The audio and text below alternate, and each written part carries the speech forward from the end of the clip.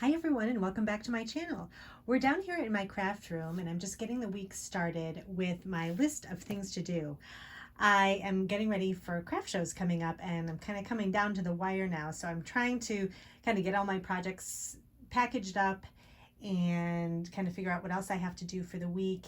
So since I do have kind of a busy week in general in other parts of my life, I basically just did a to-do list this time, and I have a video showing you how I set up my planner that you can take a look at, but I do use this blogging sheet here that's got, it's kind of like a, it has the days of the week and then it has a to-do list, and it's really helpful in kind of planning out my creative week.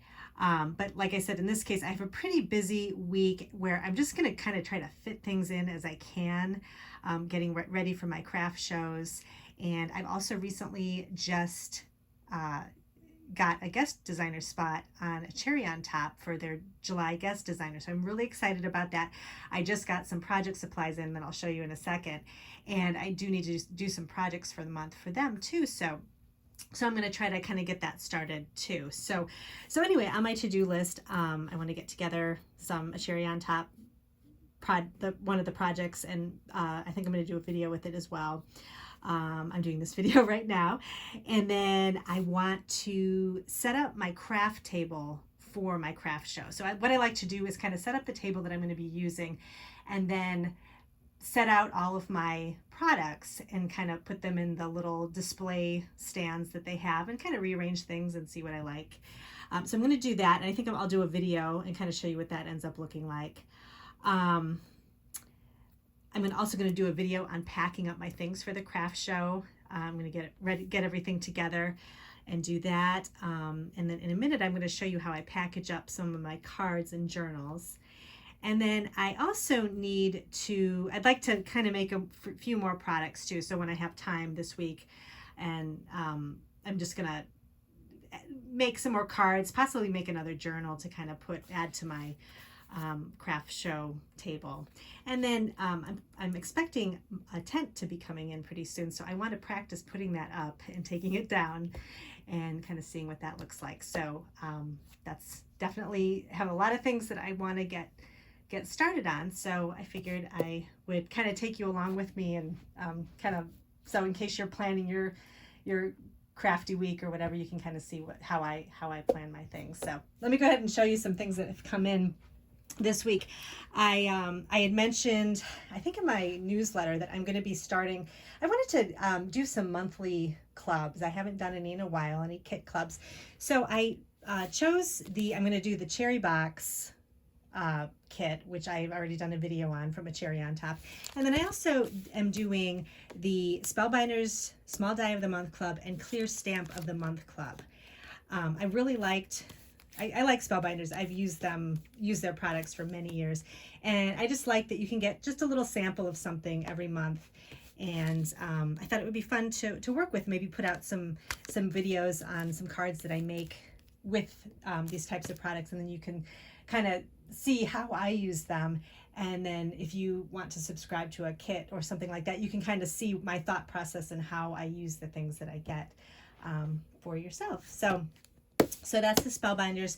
I also just got an order in from Kitty Witty Papercraft. I've talked about her before. She's got a great website on junk journaling, and she has great junk journal supplies over at her Etsy shop. And she recently had put in some ephemera packs that are just like a little sampling of all kinds of little vintage products, like milk caps, and tickets, and seed packets, game cards. She kind of put a little bit of everything in here. So she had these were actually on her Instagram account. You could order them through Instagram, and I really like these. These are so cute. So perfect little things to add to junk journals. I love having little small pieces of ephemera just to kind of tuck in the pockets and that kind of thing. And she put together a really nice package. I also got her trim pack too, which uses some really cute trims on her journals.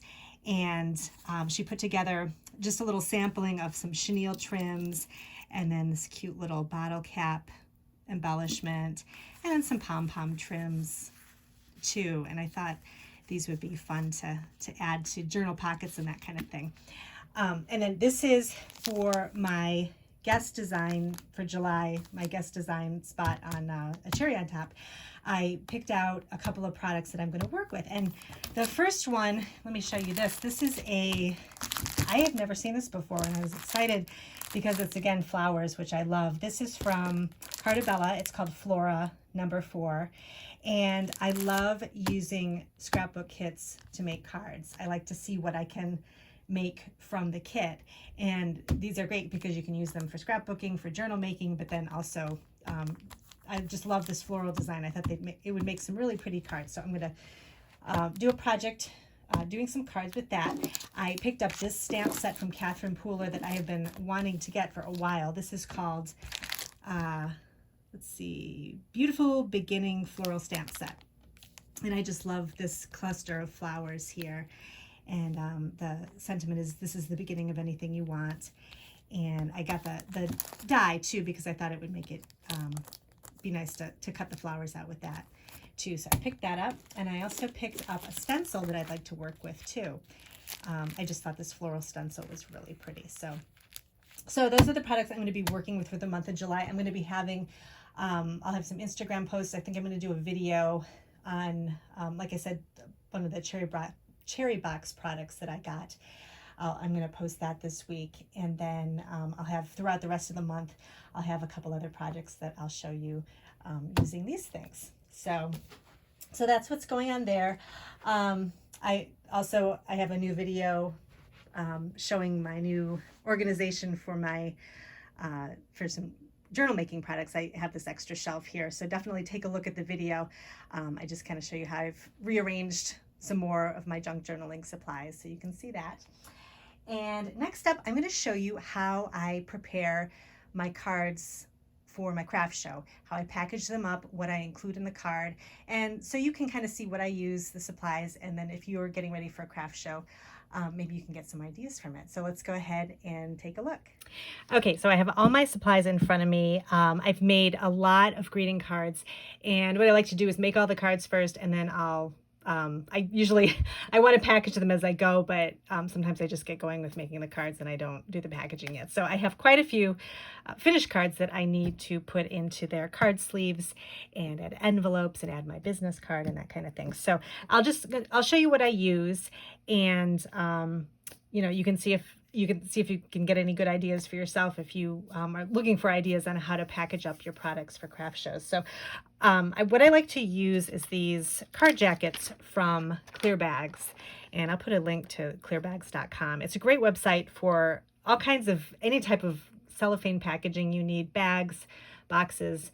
They have tons of supplies for greeting card packaging, candy packaging, I mean, anything you can think of. So I've bought a lot of my supplies from Clear Bags because it's really important to protect your things, especially things that are made of paper, which is one of the reasons why I'm getting a tent for this craft show, because it's going to be outside, and I've never had an outdoor craft show before, so I think a tent will definitely be good to prevent any wind-blown things or rain or any of that type of thing from getting on my paper goods. So let's go ahead and I'll show you what I'm going to be using. So this is this is a card jacket that will fit 4 1/4 by 5 1/2 inch card. They make all different sizes, so whatever size cards you have, you can look on the website and get the size that you need. But in this case, this is just a basic card size here. And then I'll take my greeting card, and this I did mostly blank inside cards. I did a few birthday, a few special occasion cards, but I tried to keep my cards more kind of anything goes. So somebody that's just doing a thank you note or just writing a nice note. I thought I'd start there and see how those sell. If people are asking for more specific type of cards, then I'll consider that for the next time I go to the show. But in this case, these are mostly just kind of basic greeting cards, blank on the inside, 4 1/4 by 5 1/2. So first, what I'll do is I'll grab the envelope that goes with the card, and I always put the envelope on the left-hand side, and then actually I'll put the flap kind of facing out, and then I take the card jacket here, and I'm going to move everything out of the way so you can kind of see what I'm doing. I have a lot of stacks here. Okay, so I have the envelope with the flap facing out, and then this card jacket has a little flap right here, and I just tuck it in here and then tuck in the other side of the card like this. And then that keeps everything nice and secure. And actually, one more thing before you insert the envelope, I had some business cards made from Canva, and it just has my information on it. I have a little logo I made, and then some, it just says handcrafted greeting cards, paper gifts, custom orders available, and then my Etsy shop information, Instagram, email, and I'm going to tuck this inside of the envelope for the card. And one more thing I forgot. I'm forgetting everything as I'm talking here. On the back of the card, I like to have information as well, so that whoever's receiving it can also see, you know, where the card came from and that it was made by hand. So I just made up this little label. These are just basic Avery labels. I think they're, I don't know what number they are. Oh, 81.95. They're like the return address labels. And I printed out my information on this little label, and I just put it on the back here. What I'll also do, if there's an angel policy requirement too, I'll print the information on a little label like this as well and just kind of add it to the side. So depending on what companies require angel policies, I'll put that information too. So I'll add that to the back, and then I added my business card to the envelope like this. Now I'm ready to package everything up. So I've got the flap facing out, and then I've got this tucked in here. So it's nice. It keeps everything all protected, and you know, if people want to pick the card up and look at it, they're not going to get fingerprints on the front of it. And most of my cards are pretty clean and simple with lots of white all around it, so you don't want a lot of fingerprints on them. So, but they can still kind of see what's on the inside. And I'll just put a little price tag on the back. I use these circle labels. I just got a huge amount of these from Amazon. I just use blue because they kind of match my kind of style for Blue Scout creation. So I'll add the price there, and then I'll just stock them onto my racks. And like I said, I'll do a video showing you how I have everything set up on my table. And sometimes it changes when I get to the show if I kind of want to rearrange things, but I kind of like to get an idea ahead of time, so I'm not taking a lot of time to try to set everything up when I'm at the show. So that's my cards, and they're basically just going to be looking like this. And then I have, I'm going to be having some card packs too that will be available. And this is a box again from Clear Bags, and it's just they have all different kinds of card boxes, so whatever size you need. This is actually, these are my 4-bar cards, and they fit in this little box here. This is kind of a box that you put together. On the bottom, it's got a cardboard base, and then it fits all the envelopes and then all the cards. And then I've got just a plastic lid that goes on it. And they come in, I think, packs of 10, and they're folded up, and you just unfold them and put everything together. And another nice thing too I like to add are these little sheets of kind of wax papery vellum. And you can buy those at Clear Bags as well. And it kind of, for these cards, since they're heat embossed, but even stamped cards too, I think it would be nice if you're stacking them on top of each other to kind of just have a little paper in between each, just to prevent anything from sticking together, or, you know, I don't think it would happen, but if maybe an ink smear or something like that, if it's kind of sitting on top, I don't know if that's a possibility. So it's always nice to do as much protection as you can with your cards. So I've got these boxes here for this, and then let me show you. I've got also my tags that I've shown in a previous video. This is just a larger cellophane bag that has a flap that goes over, and I just have 3 of my tags in here that I just slide in, and it's nice. You can just set them out, and then I'll put the price on the back. And so I need to add a label to the back of the tags as well. But so that'll be my tags. Let's see, let me show you my packaging for journals. So what I'll be using, I'll show you this one as an example. For my journals, I have just these plastic book covers, and I think that these are good for kind of just keeping the fronts safe again from fingerprints. And I'll put these probably in a basket or something like that. But this is just an example of how the book cover fits around a journal. Again, you can get different sizes. And there's just a flap where you tuck in the journal cover on each side, and it just keeps everything clean. And that's the best way I could think of to kind of keep everything from getting fingerprints on them and everything. So that's what I'm going to be using for the journals that I have available. Let's see, one more thing. This I think I can't remember where I saw this idea, but this was not my idea, but I thought it was a great idea. I had a bunch of my favorite cards put into a book, kind of like a portfolio. And, you know, people can go on Instagram and that kind of thing to kind of see what you make. But sometimes at a craft show, it's nice to have a little book that maybe somebody can look and see what are the kinds of cards or journals or things that somebody makes.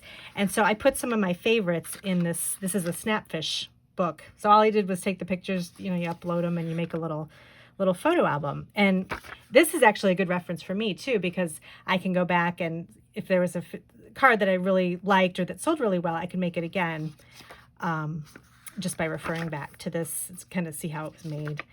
And but it's just kind of a nice thing for people to flip through when they're at your table, and you can talk about some of the things that you like to make.